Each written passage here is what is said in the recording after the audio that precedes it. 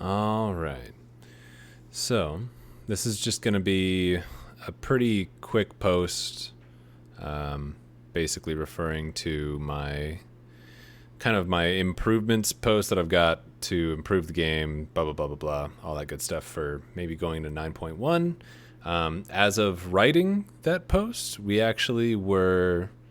actually written before they decided to abruptly inform us that 9.1 was on its way. So there are a couple of things that might be slightly outdated, but it should all be more or less still relevant. I think the main thing that would have been overturned slightly is that they have dropped a couple of things that are going to be improving Torghast, which look pretty... there's some good looking things there. It definitely leaves room for improvement, but yeah, I think there's good on the horizon. So just so you're aware, this is going to all be one take, so you get to see all the stumblings over words and goofy, random, weird stuff. So let's get cracking. So first and foremost, where we're going to start is basically starting with a little thing I like to call perception versus reality. Basically, we're going into what we want Blizzard to do versus what they're capable of doing, right? So the biggest thing that people complain about is, Blizzard, all the big ones left, Activision's ruling everything. It's all about money, money, money. Well, unfortunately, when you run a business, that is the case. You need to do things that will drive profits, that will retain, so on and so forth. So really it's a matter of Blizzard being able to implement changes that improve the game, but actually have a profitable outcome. So driving up subscription time, played time, so on and so forth. So one of the biggest things that we really need to do is stop acting like Activision or Blizzard is out to get us, So basically the idea is to find a middle ground and work together with Blizzard rather than just blame them for every little thing they do. So ultimately, that has to be the basis for anything, right? What we want, what drives profits, there is a middle ground, and we need to find it. That's really all it boils down to. So first and foremost, in terms of cracking into that, is the idea of there's nothing to do or there's too much to do and I'm overwhelmed. We have flip-flopped back and forth between these two things all the time, and there's no such thing as a happy community where we're all just like, this is the exact amount of things that we want to do, right? So the main thing we need to double check ourselves on is we need to get the heart of the matter, which is not that there's not enough to do, not that there's too much to do, but in particular with there's too much to do, which is kind of where we're at right now, which is a flip-flop from BFA where people were saying, oh, there's not enough to do. And so now there's just people are complaining there's too much to do in 9 point whatever, 05, whatever we're at. And I think the biggest thing we need to keep in mind is it's understandable and it's justifiable for you to feel like there's not enough to do, there's too much to do, blah, blah, blah, blah, blah. But ultimately, it's not about the fact that there's too much to do. It's that with the little bit of game time that we have, because I don't know about you guys, but I have a full-time job, and then I come home and I want to enjoy the game, but I get to dedicate at least 1 or 2 days a week to just doing stuff that I really don't want to do, which it's an MMO. It's grindy. That's what it's meant to be. But what will kill me is being forced to do seemingly pointless, tedious, repetitious kind of actions without really any rhyme or reason. So their first change that came in that I was ecstatic about was Threads of Fate, because when I play other games like Final Fantasy XIV, where you've got one character that is everything that you ever want it to be. You do the story once and you're good. The story is meant to be impactful and enjoyable, and it is the first time. It will not be the second, third, fourth, fifth, sixth, whatever, how many times you do it. So Threads of Fate really helped us evolve into this process of not having to focus on the story and do the story so many times that now you're sick of it and quoting it in a mocking voice. But now we get to just go out, kill things, do quests, and just kind of passively build that up, or do dungeons, or whatever you want to do. There's such a freedom in that to be able to just do whatever you want to do, level, and not be penalized for not doing the main story. And so nailed it, Blizzard, with that one. Now we need to take it a step further, because I will say that with that, say, Ardenweald, right? You go through the Ardenweald story, you get your 40, which soon to be 80 renown, and you've done the story. It's been impactful. You're really into it. You love it. It was really cool. Now it's in the past, and now you get to have that fond memory of that story. And obviously this didn't kick in until my 5th character, because I wanted a main of every covenant. Now by the 5th one, obviously I was repeating one. And I thought it would just be easy, quick, fun, whatever. And then, lo and behold, I was dreading every single quest because, 1, I knew what was going to happen. So the magic's gone. 2, yeah, it was just straight up boring and felt pointless. So what I'm suggesting here is that, ultimately, we've already done Threads of Fate with one quest line. So if I've already grinded out the reputation, if I've already grinded out the story, if I've already done all that stuff once, just let us do some kind of Threads of Fate style for each one of them.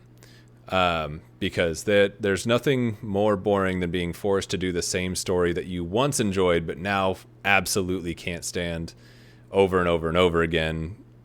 And it's just, it just gets boring, monotonous, tedious, all that good stuff. So I think that's going to be one thing that we really need to focus on and I know alt haters out there are going to blow this video or this post up, but it is what it is. The game is meant to accommodate all walks of life, and for a very long time, you have only been penalized for having alts. There's just way too many things to catch up on an alt, and to the point where you're discouraged from even playing one. So that's the biggest thing there.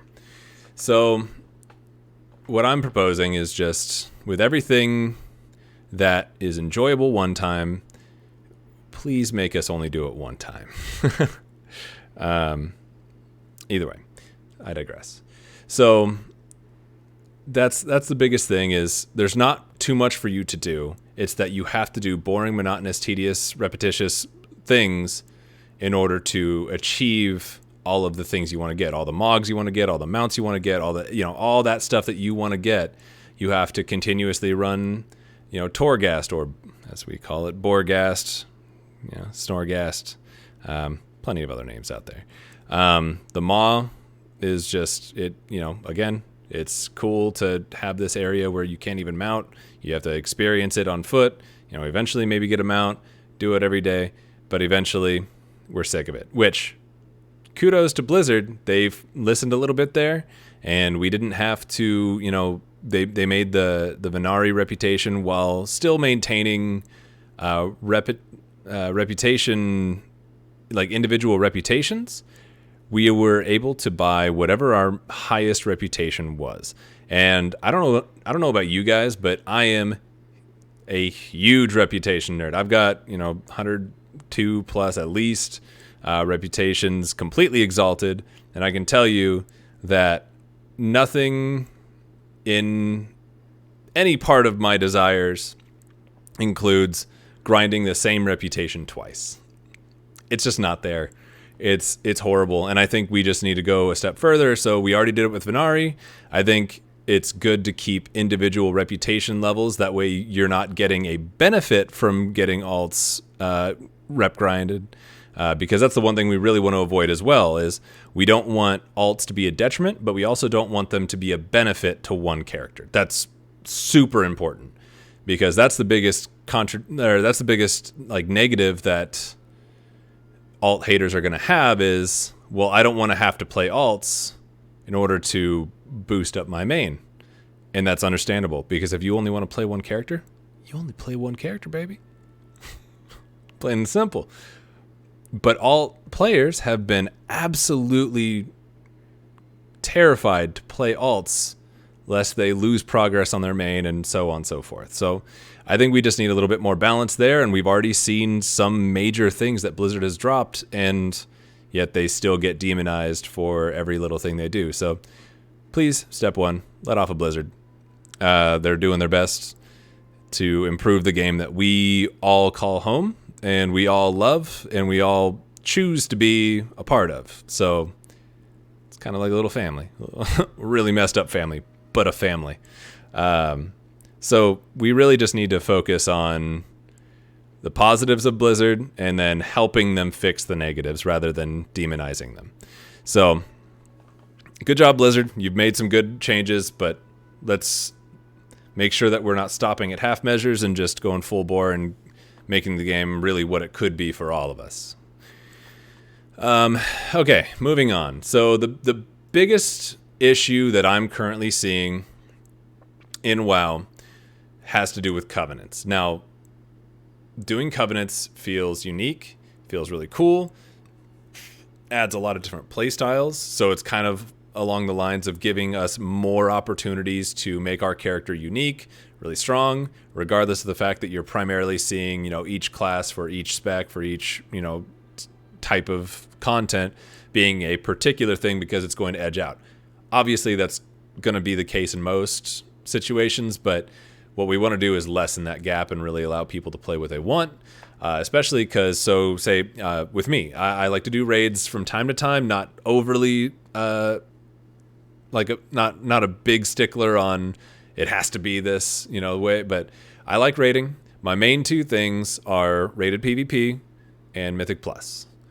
Now, let's look at my rogue that I'm on right now. So I'm PvPing as Subtlety. Love it. It's fantastic. And at the start of the expansion, the way to go as Subtlety Rogue was Fae. Or, sorry, not Fae, Kyrian. So you were opening from stealth and literally one-shotting people, and it was super broken. So go figure, it got nerfed. Now, they didn't nerf it right away. No. They nerfed it months in, so people who had swapped to Kyrian to get the best advantage in PvP put all that time into it. Now their choice is useless because Kyrian is now one of the lowest ones. And then it was Fae, and I was like, oh, thank God, because I went Fae, And so with Fae, it was good for a good while. And then came, I think it was 9.0.5, where they buffed Revendreth, so Venthyr, and Maldraxxi, so Necrolord. So now Fae is the worst one. And then for Subtlety, Venthyr is just hands down, you gotta go that way. Now, I'm still Fae, but even if I had gone Revendreth, Venthyr, when I go and do RBGs early in the day, I then swap and do Mythic Plus groups with my guild. Now, doing Mythic Plus, Maldraxxus is the best one. So now I'm being forced to choose between my PvE portion of my guild and my PvP portion of my guild, which really is, it sounds childish, but it really is just not fair, That's not exciting gameplay. That's forcing us to choose and bottlenecking us into a particular decision that we're really not a fan of, especially if you really, really like a particular one. So I love Fae. The Fae are such a cool group. Their area is so beautiful. I love everything about the Fae. Garbage Covenant ability. So it is what it is. Whoop, smack my mic. So what I'm proposing is, say you watch the AWCs, even within PvP, you will see, say, a warrior swap from being Venthyr one round to expecting the other person to change their comp and swapping to Bastion the next. So even within PvP, you even have the subtle differences within that bottleneck as well. And so not being able to swap our covenants or change our soulbinds or anything on the fly is really just completely ruining and forcing us into one particular lane when we like to branch out into a bunch and make our character fun and enjoyable and be able to play everything. I understand that, in the past there's been we go into dual spec, specialization, and, it's like a mouse with a cookie. We gave them dual spec and now they want tri-spec, and we gave them tri-spec and now we want to go into quad spec, and now we allow them to use everything and they want more and more and more, whatever. All of that aside, we need to be able to play our character in everything that we want to play in, and we need to be able to choose the covenant in this situation that best suits every single situation. So, in my opinion, even from a lore standpoint, you're looking at, I helped all of the Shadowlands not collapse, not just the Kyrian. So if I join, the Kyrian, why is it that the other three covenants are now just like, he chose Kyrian, screw that guy. It just doesn't make sense. So ultimately, we should be able to borrow powers across the boards, and I just think it would be super beneficial for it to be bound to each individual spec, just as soulbinds are right now. So when you go into outlaw spec, it's pulling, for me, it's pulling my third follower who has all of my outlaw conduits and everything like that already preset up. It could be that simple for covenants as well. So for subtlety, I need to be Venthyr, and it needs to be this soulbind, and that's saved. So when I swap to subtlety, it will automatically pull that soulbind and that covenant and give me those abilities. I think it would be as simple as that, really. I'm sure there's a coding thing there too. I don't want to go into the details on that because I don't know. But ultimately, that's the level of customization that we need. That is the level of customization that is mandatory for people who are really passionate about the game and want to be able to suit their character for every need. The game for a while now has been doing a lot of bottlenecking and forcing us to choose when that's, ultimately all that does is disengage the player, which is the last thing you want to do, because from a standpoint of do what the player wants and do what makes money, there's even ground there. You do that, you are going to retain players because they're actually going to want to grind out and play that character because they know that it's going to cover everything that they want to do. So really that needs to be a priority. Yeah, because ultimately, like, I'm in a situation right now, just as an example, I'm Fae, and I finally got to the point where I have grinded up the amount of anima it takes to have every single thing from Merasmius, everything from the Renowned vendor, everything from every vendor. I no longer need any anima from anything for the Fae Covenant, right? I now want to swap into Venthyr and then just start grinding it out there, but 9.1 dropped, and that's just not going to work. Now, I've wanted to change from being Fae for a very long time, but it took me 6-7 months to grind out all this anima and have my sanctum completely built, so that now I can, I put in the effort. I built every building. I'm finally at that point where now I get to spend my anima on things that I enjoy. Mounts, mogs, pets, whatever else. But now I'm being forced into this situation where it's like, well, if you want to be competitive, you need to go Venthyr. And so now it's forcing me into the situation where, well, I either go into Revendreth and change Venthyr and play top tier, or I continue being Fae and get to actually enjoy the fruits of my labor for this last 6-7 months of farming every single day, doing every single anima quest, doing every single thing I can to get to this stage. So ultimately, that's where a lot of my frustration lies. I think, well, in my friend group, that's a big one. Every single person I've talked to about being stuck in covenants is just, it's heart-wrenching and it ruins the gameplay. So what I really want to see, and this will make, say Revendreth Venthyr is really good, and then you guys have to do some tuning because it's too good, You're going to anger a lot less players if we are freely able to choose whatever covenant abilities, whatever soulbind abilities, whatever we want, because you're going to get less of those, hey, I literally just swapped Venthyr yesterday, and now you patch this, and now I'm screwed. So we need to be able to change on the fly, plain and simple. You're killing players with this. We need this to be done. Otherwise, I mean, even I've been playing since 2005, and I have been through the grind of every single expansion, and I am feeling burnt out beyond belief.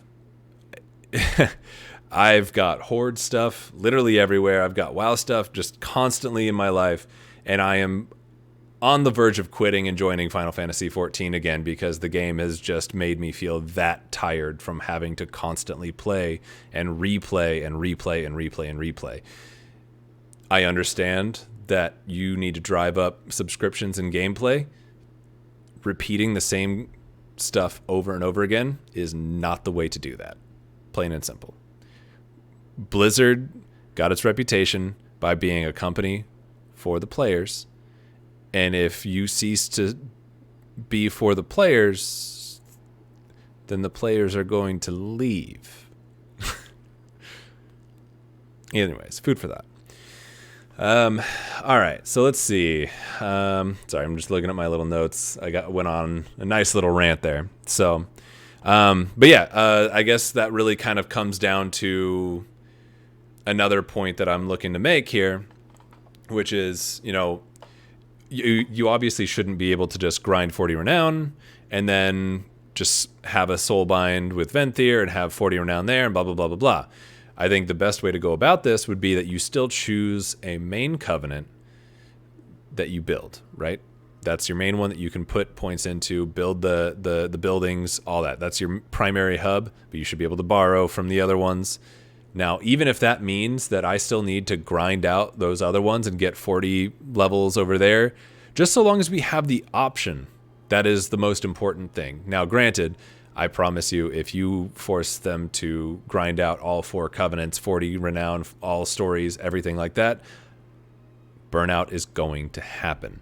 So my proposal is that, and again, I don't know what this looks like from a programming standpoint, but account-wide covenant progression. So say I've got my Fae buildings, right? I've got my rank 3, my rank 3, my rank 3, and my rank 5, Queen's Conservatory, all that good stuff. That's all built. If I log into my mage, all of that would be built. That is account-wide for that covenant. Go on to my Venthyr, guess what? It's fresh, level 1, no story done, blah, blah, blah, blah, blah. So I jump on my mage, or on my priest, I grind through the Venthyr, I build up all their buildings, 3, 3, 3, 5, done. I swap onto my warrior, Venthyr as well, look, it's all built.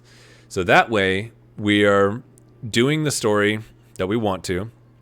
We are only putting in the grind for the building itself one time. We are not repeating and having to build the same buildings over and over and over again, which take an insane amount of anima, which is just way too much to spend on alts. You can't put that kind of dedication to alts. That's going to burn players out. You can't expect a good result from forcing somebody to grind that much anima on every character in order to progress their covenant sanctum. You just can't. It's too much. So let's see. Going on to the next one, and this is where we come into it's just one take. So let's see here. I need to find where I'm at again. Um, right. So here's another big thing for me, and this is just kind of a sidebar of sorts. But one of the major things that I keep going back to Final Fantasy XIV for is, again, coming back to that one character situation. So say I gear up my warrior. My warrior is now 227 and perfect. Can't get any better. I want to keep doing PvP on that character because I just want to keep climbing the ladder, keep getting better at that character. Well, guess what? I'm sitting at 15,000 honor, and I'm sitting at yeah, there are things to purge off your honor, but 5 marks of honor for 2,000 honor. Anyways, so with a system like Final Fantasy, you would be able to continue grinding on your main character, continue pushing the ladder on your main character, so on and so forth, but then you would be able to utilize those resources to gear up your alts. And this really helps with, say, like a raid team. You're raiding week after week after week. You guys are on mythic progression. You've gotten every single drop. You are now the guild tank, and they need you there every week. You have every piece. You can't get better. Nothing else comes from playing that character. You could then, if you win some gear or maybe a token or something along those lines, send it to an alt and help your alts gear up while not all of a sudden just dipping on your guild and being like, well, now I need my mage geared. And then they hate you a lot. So we need to get away from the monotony of grinding and then, getting capped and then having no kind of rewarding gameplay, because now I'm running mythic, raids every week, but there's no point of me running it on my warrior aside from the fact that, I'm my guild's main tank. It's just not, you're going to burn out. Again, it just kind of comes back to the fact that, a lot of raiders, they do as much as they can. They progress and they got the mythic done. They do that for a while, and then all of them are like, all right, peace until the next raid drops. That's the kind of thing that you don't want, and that's the kind of thing that you're constantly getting. People are jumping to other games because it's not that there's not enough to do. It's that all of the things that they can do are monotonous and repetitious. It's just not enjoyable, right? So that would be another main thing, is you're not benefiting your main. You are benefiting your alts by playing your main and progressing your skill on your main and helping your guild out, blah, blah, blah. Anyways, that's a whole side deal there. So let's see here. All right. So as we mentioned earlier, Torghast. It's a sore topic for a lot of us. I've currently got 8 max level characters, and if I want to keep them rearing to go and decent, I need to be able to have multiple legendaries, especially for like my shaman or something like that, where you use different legendaries based on different situations. And so in order to stay competitive, you need to be farming this every week, and I've got 8 characters to grind that out. I've currently got 75,000 soul ash amongst 8 of my characters, and we are seeing some stuff. This is kind of what I was talking about with 9.1. We are seeing some really good stuff coming from that, which is being able to send soul ash down to your alts, which is a fantastic idea.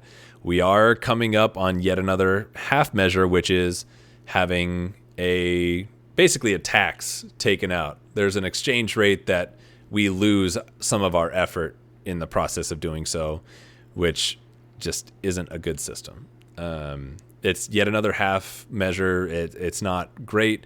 It's a step in the right direction, so thank you, Blizzard, but we really need to go full bore with this one. You just need to have exact exchange rates, and that's my opinion. Everybody feel free to weigh in on this, obviously, but that's how I feel about that situation. The main issue with Torghast can be said just by looking at the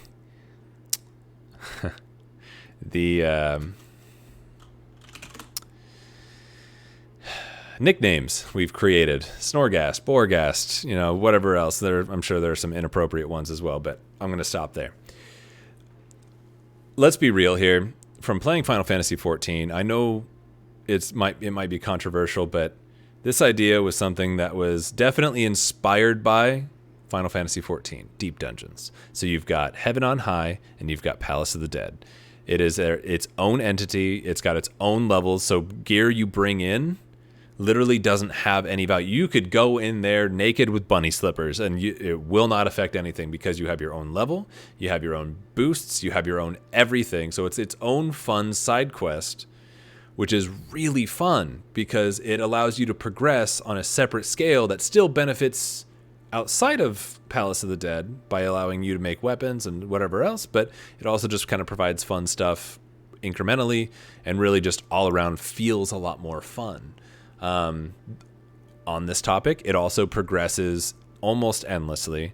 And I say almost because it gets to the point where as you progress and progress and progress, you get to the point where, and in terms of WoW, you would say mythic rating level. So it really ramps up in difficulty, gets really hard, and the rewards from it really are on the same level. So you get really cool, like you get new haircuts, you get new dances, you get new mounts, you get new, like constantly you're getting little things as you do it, which is one of the big things that I really despise about Torghast, which is, so say, for example, the first time I did Twisting Corridors, right?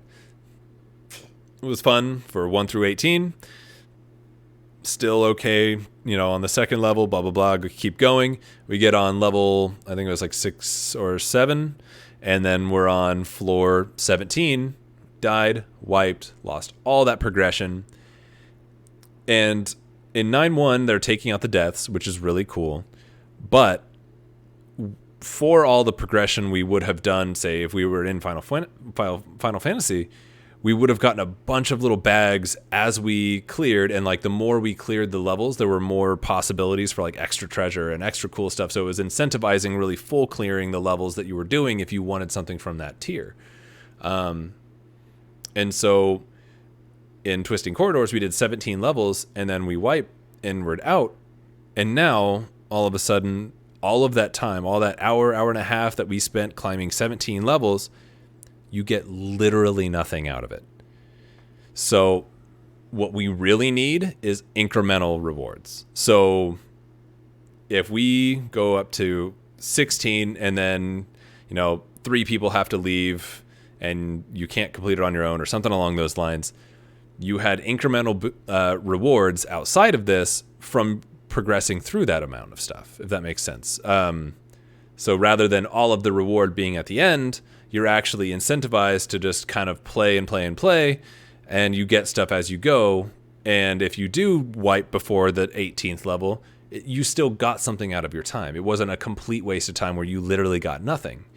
And I think that's one of the most frustrating things that I think most of us have gone through at some stage with this is I just spent an hour and a half doing this, and now it's as if I didn't. Nothing came of it. Nothing whatsoever came from it. And there's nothing more frustrating than working a full-time job, coming home, wanting to play games. You play the game, and then now an hour and a half of the very small amount of time you have to play video games was just utterly wasted. There was nothing good that came of it. And that's very frustrating as a player. It's a very frustrating as any human being to do something for an hour and a half, have nothing come of it, nothing learned from it, nothing good from it whatsoever. It's just a natural thing for a human being to want to feel like they did something. And so that's one of the big things with that is we need incremental rewards. We need reasons that we would actually want to progress through Torghast. And I would say one of the most terrible things about Torghast is it is so predictable, guys. Once you see the layouts once or twice, you've got that on lock. It's so straightforward and obvious. Whereas Final Fantasy, every single time you go in, you're basically discovering this new dungeon, and it's completely randomized in all the enemies that you're fighting and whatever else in the map.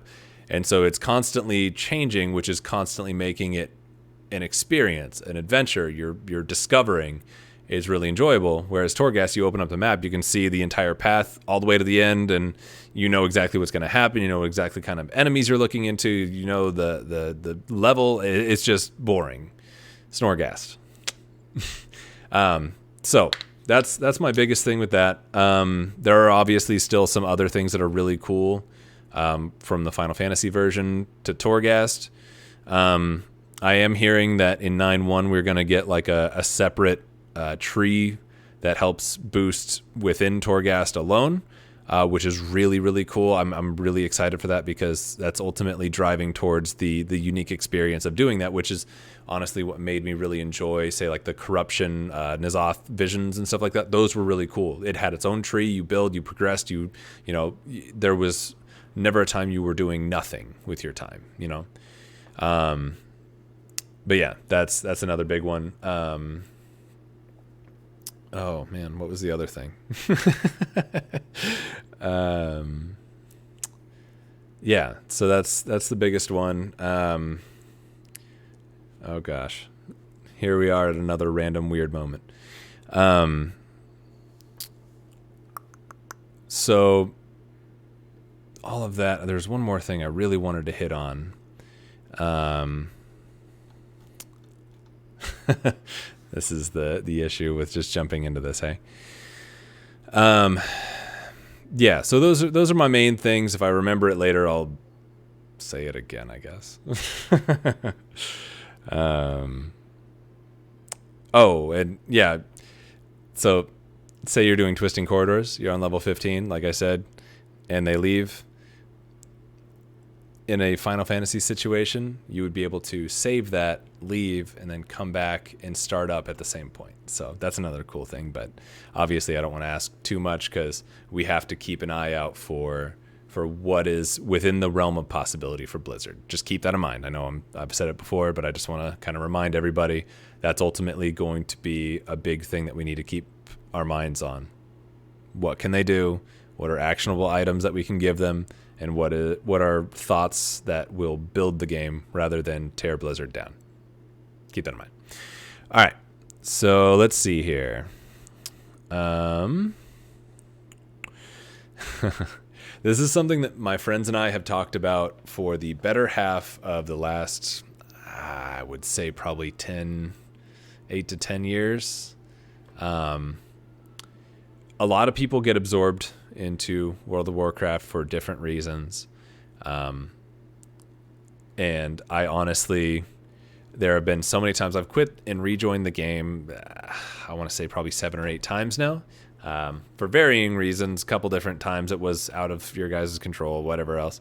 But ultimately it always comes back to either there's the things that I want to do are time gated and I'm just kind of blocked out from doing what I want to do. And I have to do repetitious, boring stuff over and over and over. And then I burn out, or there's not enough to do. And so I'm like, all right, well, until this comes out with more stuff for me to do, I'm going to dip, go play Final Fantasy, go play something else and enjoy my time over there. And then come back when, Blizzard's got more stuff to do, which I understand there will never be a time where they can accurately put up content at the pace that every collective player wants to be at. It's never going to happen. So what we need are random or like side things to do, right? And I think the number one thing that I absolutely love about Final Fantasy is being able to have my own house. Now, we do not have our own houses right out the gate, right? When they first put in housing, it was guild housing only. So that's where the big thing kind of comes through is with guild housing, you kind of helped build along with, depending on your guild, of course, you would only have like a certain amount of, the guild leader really had all the say, but if your guild was like really friendly and kind of a group, you guys kind of built it together and it became all of your guys' space, right? And then within guild housing, there was a door and it's kind of instanced, right? So when you look at it, it's just a door. You can't go through it. You right click on it and it gives you a bunch of options. So you can click one and it says, visit a private room. And then it's just got a list upon list upon list. So you don't even need it like real-time space dedicated to your room because it's basically an instance little thing and you just click on it, go to somebody's room. It's really cool because every single guildie gets to have, the guild house and like hang out there, but you also get to have your own room that you get to decorate from top to bottom.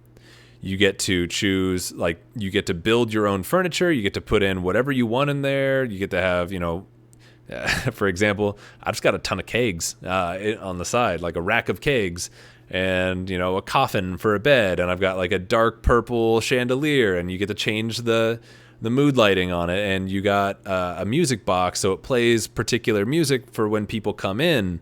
And you can set it for a loop and certain playlists and whatever else. And you get to, it's your own space. And so one of the driving factors for this, and this is another place where rubber meets road, what the player wants, what Blizzard needs, we want things to do with our free time. Blizzard wants higher retention of players and more subscription time. I cannot explain to you the sheer amount of hours I have spent crafting and building my own furniture and building up my room and doing all the things that I want to do and just shutting out the rest of the world, putting on music, jamming, building what I want, and having my own space. And people can go into my room and be like, oh, this place is really cool. And it's just this sense of accomplishment that really builds your community within your guild. It helps build your own creative mind. It helps just in every aspect of the game, including end game content, right? So when a new raid comes out, or new content, or new dungeons, or whatever else, comes a lot more things to craft, which include, like, say there's a couch that just came out from the new raid. You would need to run the raid, and then the final boss would have a chance to drop these items that would be a material in crafting it. So it's incentivizing people to play the game, whether that's through their own method of running the auction house, making money, and just buying it outright, or going into their crafters and, running the content and really just enjoying all aspects of the game and just using that to bring home cool stuff to their own little space, right? So what I'm proposing is just, we need houses. We need guild houses in particular. It would need the rooms so that everybody could kind of expand on their own way. And this would really drive up gameplay time, man. I'm telling you right now, people want to have their own space. People want to create their own place.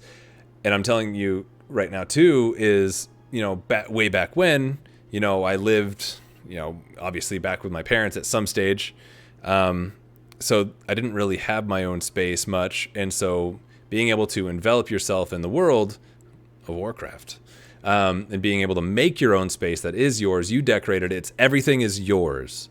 It really helps on those days where you come home and you're just like, man, that day sucked. And then just being able to envelop yourself into the game and just forget the rest of the day and just unwind, right? So WoW has a very high pace, PvP standing, very elitist mindset in most of our players.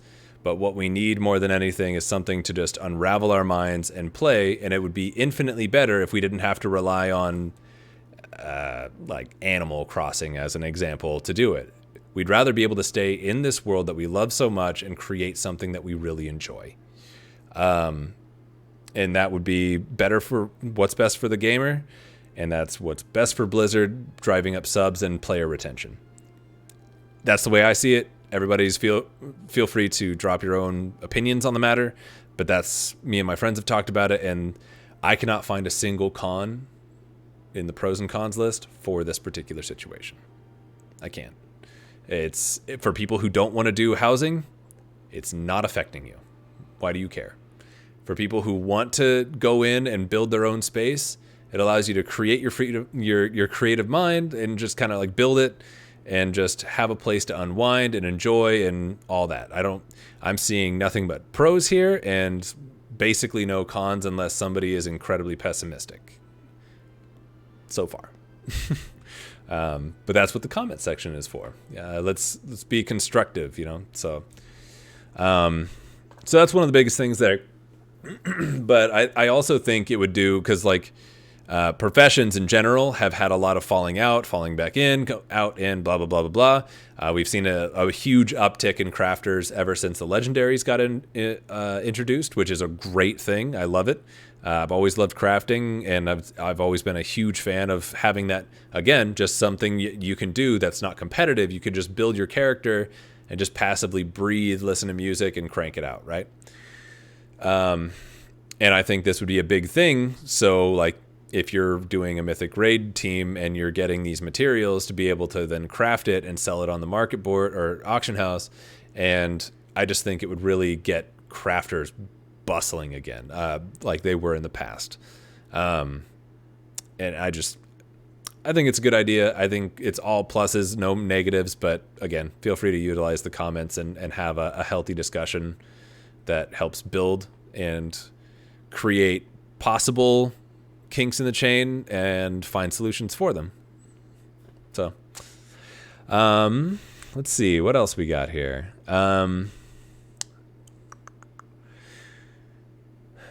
Oh, right. I totally spaced. So I guess I kind of touched on this earlier, but this is more kind of going back to the fact that we need more account-wide things. I think it's a healthy thing to have more account-wide things. Avoid repetitious gameplay, and reputations would be a huge thing, especially in a new expansion where, you know, my rogue progresses through. I'm exalted with everybody. I've gotten 50 Paragon reputations because I want to do more stuff on my rogue in order to build more anima and afford more things that I want to, but there's no way you can put that kind of effort into every character. And so, you know, I start up my paladin and I'm like, look, I want to go straight to what I want to do, and I don't want to go through all that reputation farm. It's just very tiring to do a second time. But if I want all the top tier enchants or all the top tier, you know, inscription patterns and all this other stuff, I need to get at least revered with all these reputations, and it's so draining. We need what you did with Venari across the boards with reputation. We need to be able to purchase things at our highest reputation level on every character. And that's, I don't see any negatives from this. I don't see any positives because, again, or any like overly positive things for alt players, because you have your own reputation on that alt and you're not farming reputation on every single character, right? So like, you know, you're neutral on your mage, so all the reputation you build on your mage isn't having any effect on your main. So there's no downside to people who only want to play one character because the alts are not progressing your main character. And on the other side, for alt players, you're not having any kind of negative effect on your gameplay because you're not being forced to do the same thing over and over again. So again, this kind of comes to that center point that I always like to get to is, what are your pros and cons? Well, the only cons that I'm seeing from this are really from people who are stalwart in their ways of, well, I don't want you to be able to play all your alts the same way that you play your main, or get all the benefits of playing all your alts. And really, that's just a very negative way to look at it.